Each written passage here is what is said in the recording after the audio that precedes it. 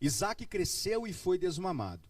Nesse dia em que o menino foi desmamado, deu Abraão um grande banquete. Vendo Sara que o filho de Agar, a egípcia, o qual ela dera à luz a Abraão, caçoava de Isaque, disse a Abraão: rejeita esta escrava e seu filho, porque o filho desta escrava não será herdeiro com Isaque, meu filho. Pareceu muito penoso aos olhos de Abraão por causa de seu filho. Disse, porém, Deus a Abraão: não te pareça isso mal por causa do moço e por causa da tua serva. Atende a Sara em tudo o que ela te disser, porque por Isaque será chamada a tua descendência. Mas também o filho da serva farei uma grande nação, por ser ele teu descendente. Levantou-se, pois, Abraão de madrugada, tomou o pão e um odre de água, pô-los às costas de Agar, deu-lhe o menino e a despediu. Ela saiu andando errante pelo deserto de Berseba. Tendo-se acabado a água do odre, colocou ela o menino debaixo de um dos arbustos, e afastando-se foi sentar defronte à distância de um tiro de arco, porque dizia: assim não verei morrer o menino. E sentado-se em frente dele, levantou a voz e chorou. Deus, porém, ouviu a voz do menino, e o anjo de Deus chamou do céu a Agar e lhe disse: que tens, Agar? Não temas, porque Deus ouviu a voz do menino, daí onde está. Ergue-te, levanta o rapaz, segura-o pela mão, porque eu farei dele um grande povo. Abrindo-lhe Deus os olhos, viu ela um poço de água, e indo a ele, encheu de água o odre e deu de beber o rapaz. Deus estava com o rapaz, e cresceu e habitou no deserto, e se tornou flecheiro. Habitou no deserto de Parã, e sua mãe o casou com uma mulher da terra do Egito. Até aqui, a essa altura da vida do grande patriarca Abraão, Isaque já havia nascido, já era menino, e já estava na fase do desmame. O texto diz que quando isso aconteceu, Abraão resolveu dar um grande banquete, fez uma grande festa, chamou os seus servos, os seus amigos. Todas aquelas pessoas estavam comemorando a vida de Isaque, o progresso daquele menino, porque agora deixava de ser um mero bebezinho, já era um rapazinho. E ele então brincava com o seu meio-irmão, e enquanto eles brincavam, Sara olhava de longe e percebeu que o seu meio-irmão, Ismael, caçoava dele. Ismael já era um pouco mais velho do que Isaque, e quem tem filhos com idade diferente, assim, um pouco diferente, sabe exatamente o que é isso. Como o filho mais moço se acha muito mais velho do que aquele que é mais novo. E é interessante que aqui eles arrumaram uma briguinha de criança, e este foi o motivo pelo qual levou tanto Ismael quanto Agar para o deserto de Berseba. Essa briga entre irmãos, esta pequena intriga no seio da família, fez com que Ismael e Agar fossem conduzidas para o corredor da morte. Caminhar pelo deserto, com pouca comida, pouca água, sem ser experimentado em jornadas assim, era uma sentença de morte.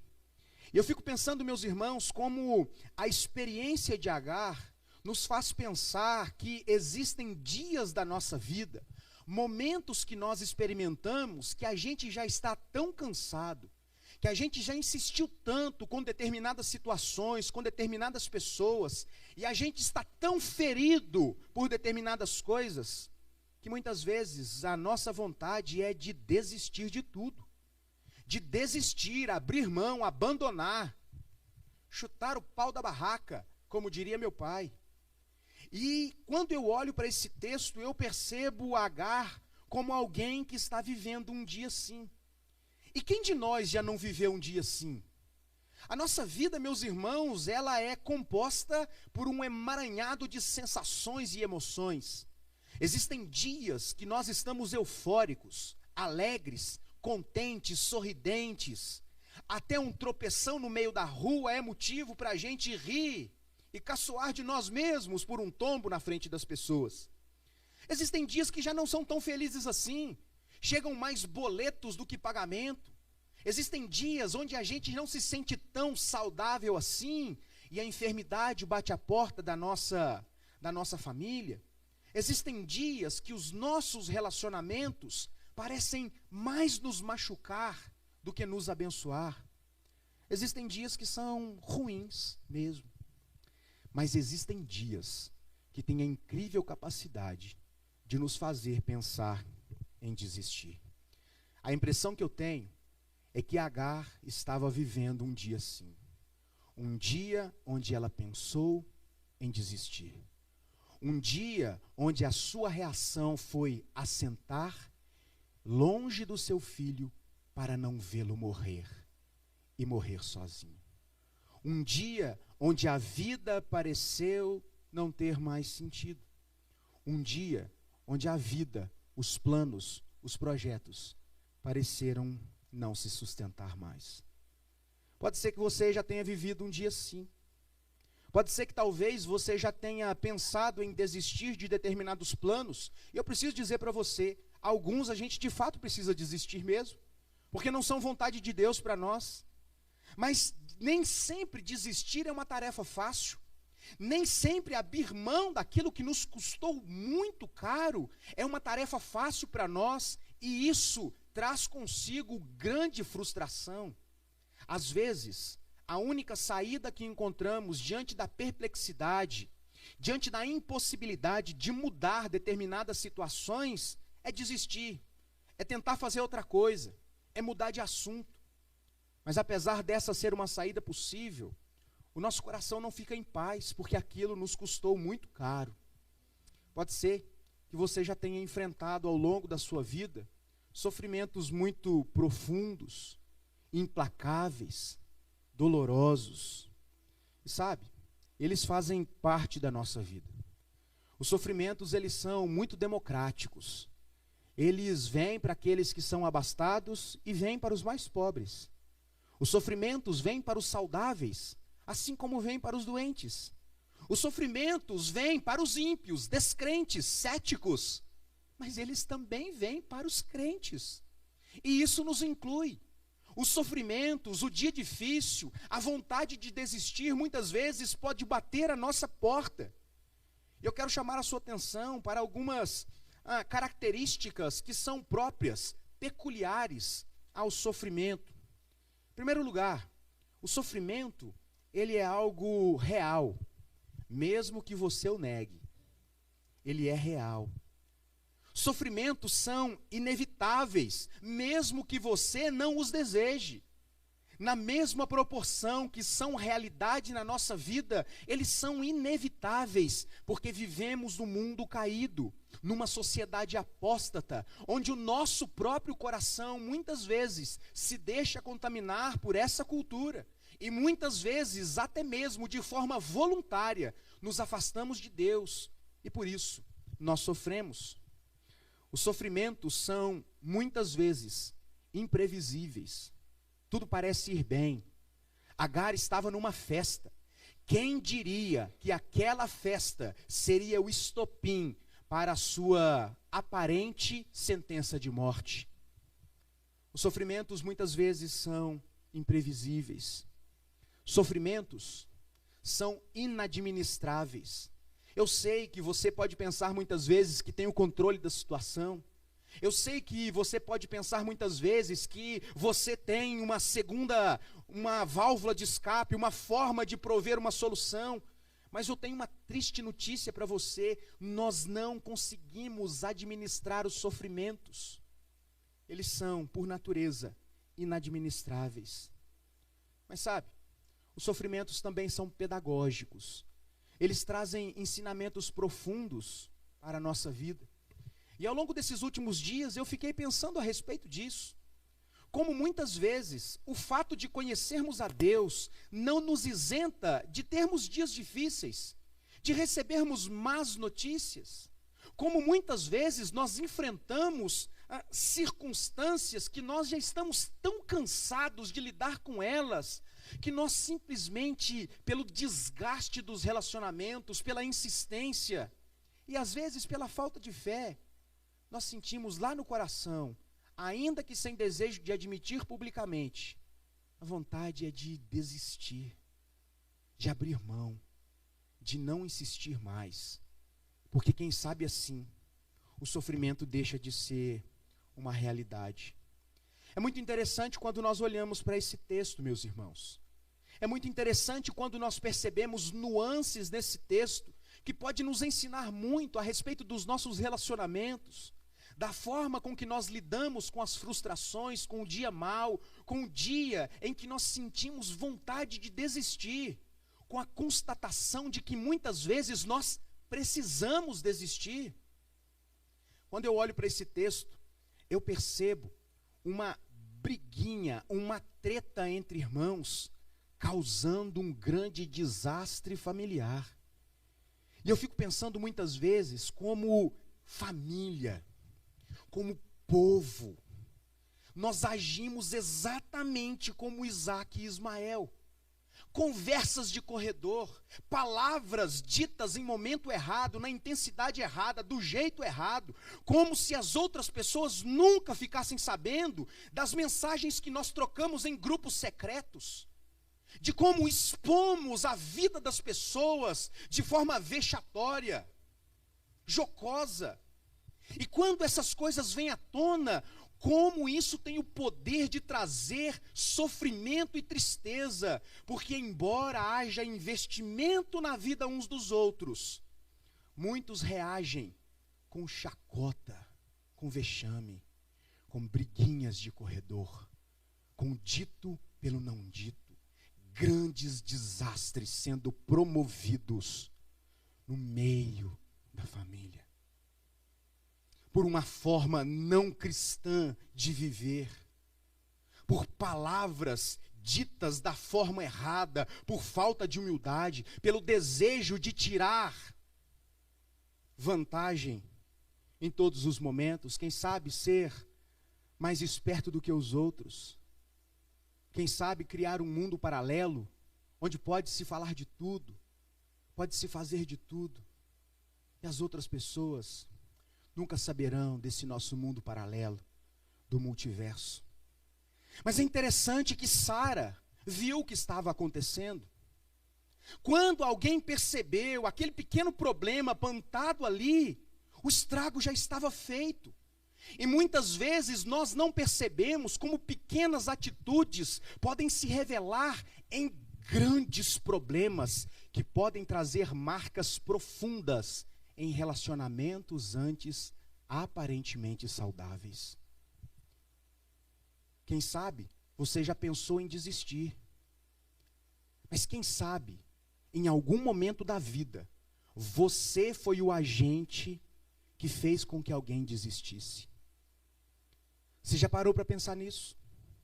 Como muitas vezes nós somos levados a pensar a respeito dos nossos planos, dos nossos projetos, das nossas escolhas, de como nós abrimos mão e não pensamos como muitas vezes a forma com que nós agimos tem levado a pessoas a viverem extremos danosos.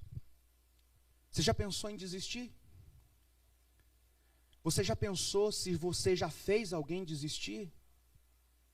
Sara estava vendo. E o texto nos diz que depois daquela briguinha, verso 9, algo que parecia inocente, algo que parecia ser resolvido ali, ficaria entre as duas crianças, ninguém ficaria sabendo, algo que as pessoas esqueceriam, foi na verdade o estopim para uma grande crise familiar. No verso 9 a gente vê que Ismael estava debochando de Isaac, e Sara viu. Pode ser que Ismael nunca tenha pensado que alguém viria aquilo, que alguém ia ser testemunha ocular daquilo, mas Sara viu. E então, Sara foi conversar com Abraão. No verso 10, nós lemos que Sara chega para Abraão e pede para Abraão mandar Agar embora, porque o mal já estava feito, a celeuma já havia sido criado. E é muito interessante que nos termos de Sara, ela não estava pedindo simplesmente para despedir o empregado. Não era como se a sua esposa chegasse para você e te pedisse para demitir uma pessoa, uma babá, por exemplo. Não era como se alguém te pedisse apenas para dispensar a pessoa do serviço que ela estava prestando, não. Aqui é muito pior do que isso. Tratava-se de abandonar uma mulher e uma criança no deserto. A questão aqui ia muito além de simplesmente não desejar tê-la por perto, mas simplesmente condená-la ao dia mau. Meus irmãos, o deserto é cruel demais. O deserto não perdoa peregrinadores não experientes. Veja como as coisas são. A chacota de Ismael levou tanto Ismael como Agar a experimentarem uma situação onde eles pensaram que não tinha mais solução. Vejam como são as coisas, meus irmãos. Eu não sei se você se lembra, mas a mesma Sara que agora pede para mandar Agar embora, foi aquela que sugeriu para Abrão tomá-la por mulher e gerar um descendente. Veja como pequenos desvios de caráter, pequenas falhas vão se acumulando, e se essas coisas não são bem tratadas, podem trazer problemas muito profundos. O texto segue, e nos versos 11 a 13, nós percebemos Abraão extremamente entristecido com aquilo, porque Abraão sabia que não tratava-se apenas de mandar ela embora, de colocá-la em outra casa, de passar a não vê-la mais. Abraão sentiu de não poder estar perto do seu filho Ismael. Abraão sabia que mandá-los para o deserto de Berseba seria condená-los à morte. Mas é muito interessante porque, apesar de nós, Deus tem os seus próprios planos.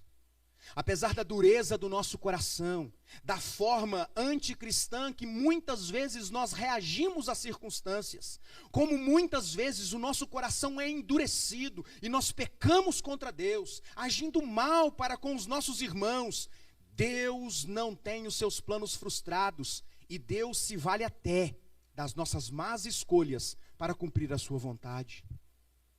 Deus então diz para Abraão: Abraão, fique tranquilo, eu vou cuidar do menino. Fique tranquilo, porque é seu filho, tua descendência, eu farei dele um grande povo. E então, consolado por Deus, Abraão obedece. O texto nos diz que Abraão vai lá, pega um bocado de pão, pega um bocado de água, dá para Agar e seu filho. Ele acorda cedinho, pega ali um odre. Odre era uma espécie de cantil feito de couro de animais, um recipiente muito utilizado naquele tempo. Então ele enche um cantil daquele, entrega para Agar, e o texto nos diz que ele dá um pouco de alimento para eles e os manda para o deserto, andando errante pelo deserto de Berseba. Irmãos, andar errante pelo deserto é o mesmo que andar sem destino, é o mesmo que não ter para onde ir, não saber para onde vai. Existem agravantes muito grandes aqui na situação de Agar e Ismael. Andar sozinhos pelo deserto, sem saber onde estão, para onde vão, com pouca comida, era apenas uma questão de tempo até morrerem. E o texto continua dizendo que eles vão para o deserto com um pão e um cantil de água. Isso era todo o suprimento que aqueles dois tinham caminhando pelo deserto. A jornada era difícil, e como era de se esperar, o texto nos diz que em um dado momento da história acabou tanto o pão quanto a água. É óbvio, esta quantidade de água num lugar extremamente seco não duraria muito. Essa quantidade de alimento para duas pessoas caminhando sem saber para onde estão indo não duraria muito. E eu sou levado a crer, considerando a atitude normal de um pai, que Agar já estava há um bom tempo sem comer e sem beber água. Quem sabe poupando o seu filho de passar sede, passar fome.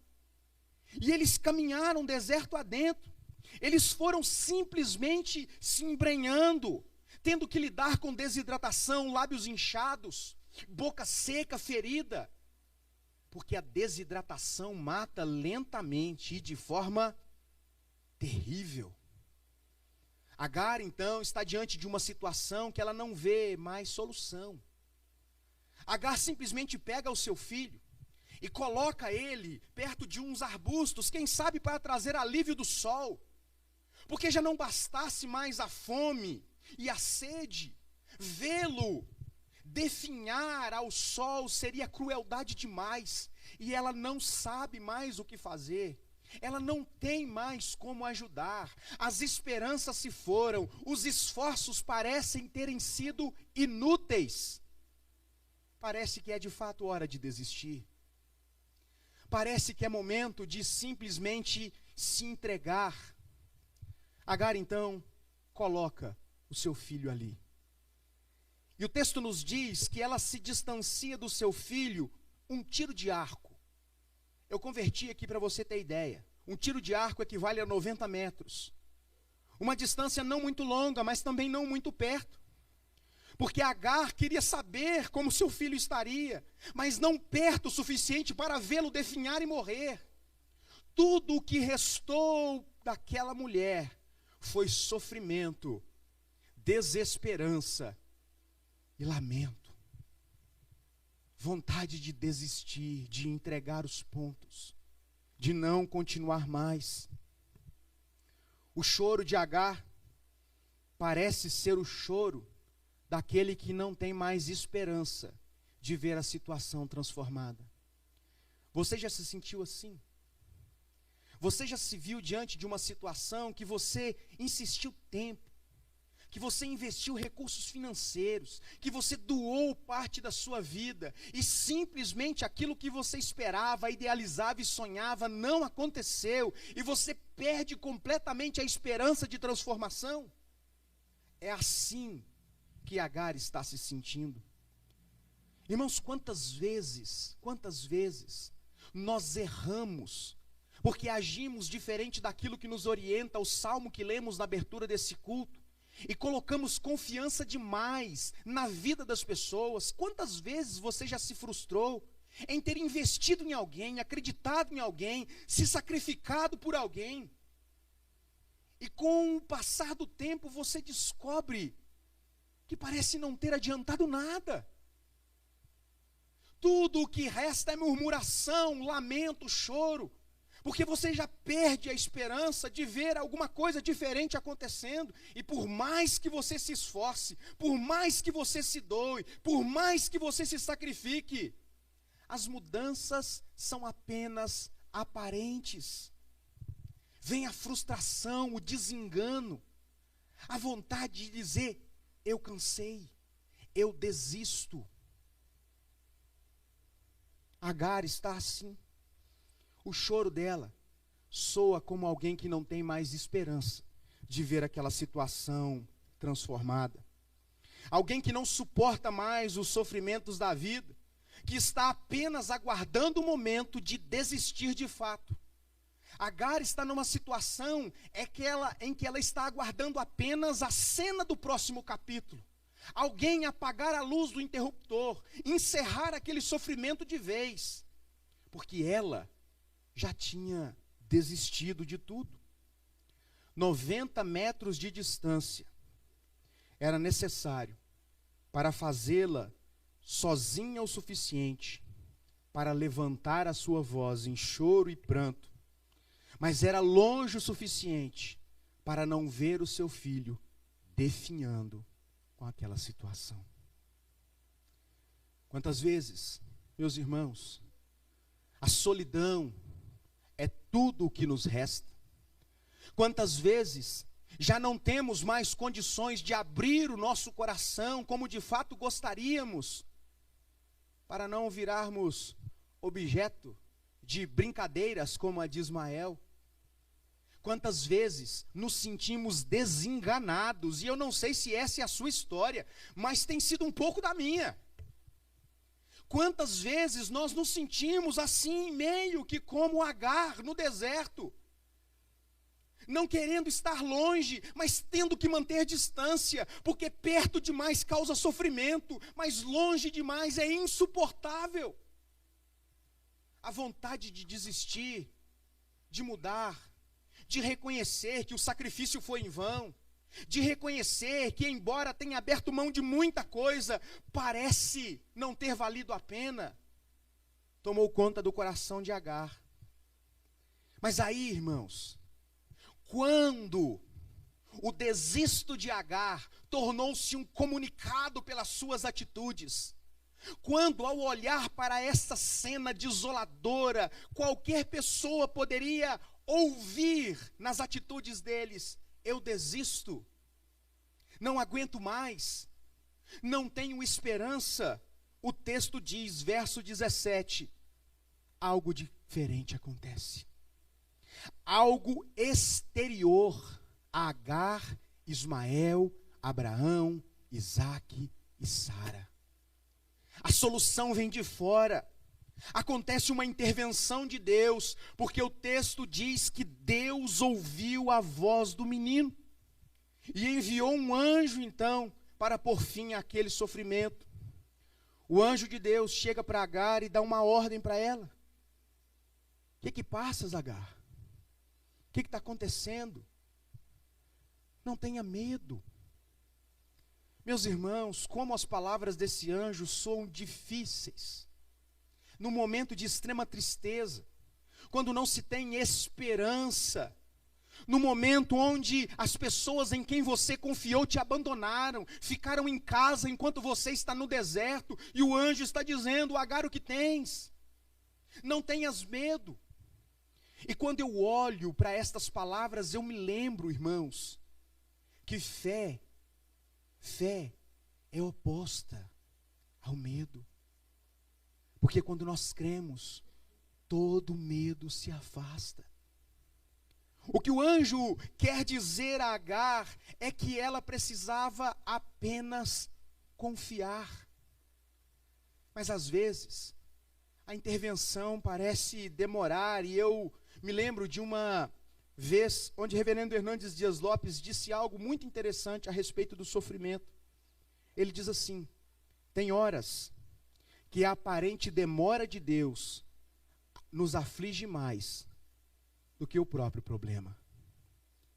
Tem horas que parece que Deus está demorando tanto, que a demora de Deus parece ser mais grave no nosso coração do que o próprio problema.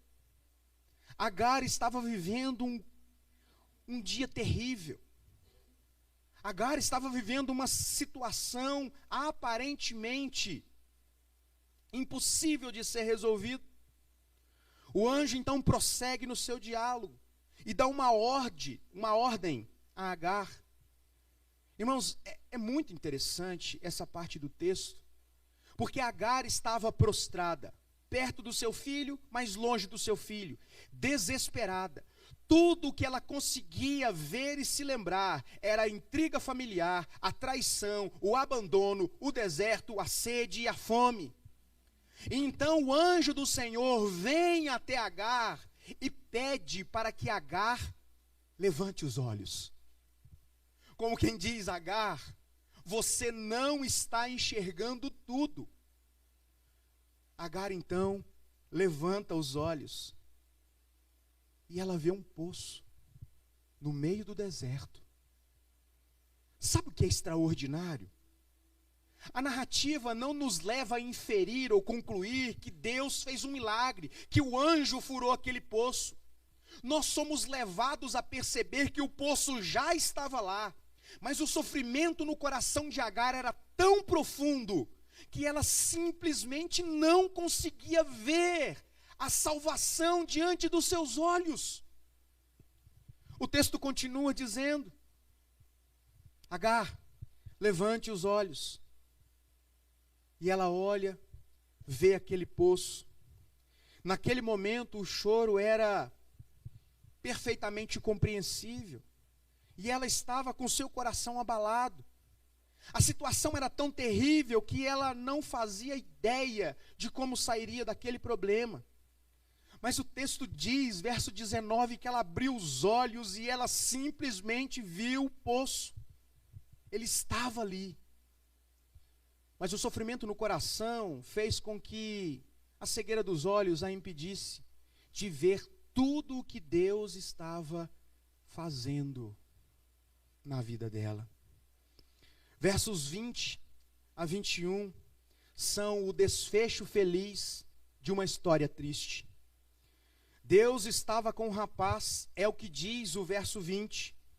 A presença de Deus foi suficiente para determinar o cuidado dele para com sua mãe naquele dia tão difícil. E sabe como eu sou levado a concluir essa narrativa bíblica, meus irmãos? Nós podemos perder muitas coisas ao longo da nossa vida. Nós podemos ser traídos, abandonados. Nós podemos ser objeto de exposição à vergonha. Nós podemos estar diante de circunstâncias com as quais nós não sabemos lidar. Nós podemos viver sem todas estas coisas.